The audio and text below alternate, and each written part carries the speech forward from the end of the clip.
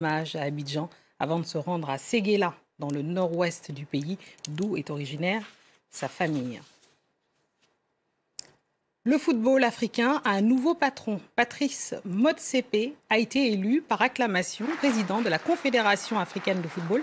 Le milliardaire est le premier Sud-Africain élu à ce poste et il succède au controversé Ahmad, suspendu pendant 2 ans de toute activité liée au foot. Nina Koslovski. Les votes et le dépouillement du renouvellement des instances de la Confédération africaine de football aura duré toute la journée et c'est sans surprise le Sud-Africain Patrick Motsepe qui est devenu président de la Confédération africaine de football.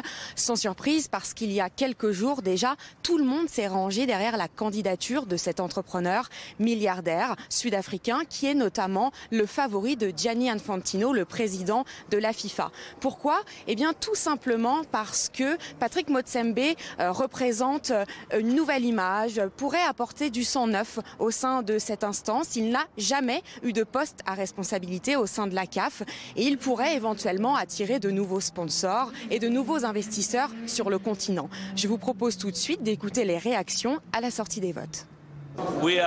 Nous sommes très contents et confiants que les années à venir permettront au football africain de croître et de se développer et sera en compétition avec les plus grands.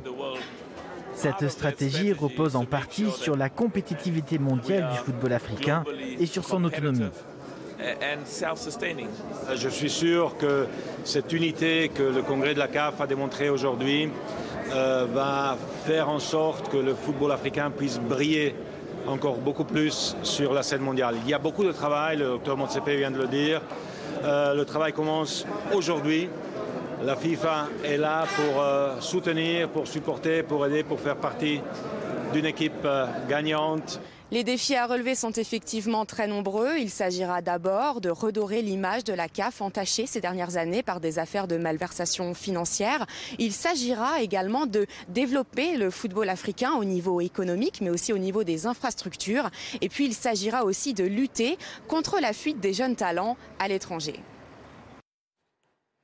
C'était un roi sans pouvoir, mais vénéré par son peuple. Godwill Zwelithini, monarque des Zoulous, est décédé ce vendredi à l'âge de 72 ans. Un roi qui avait une grande influence sur des millions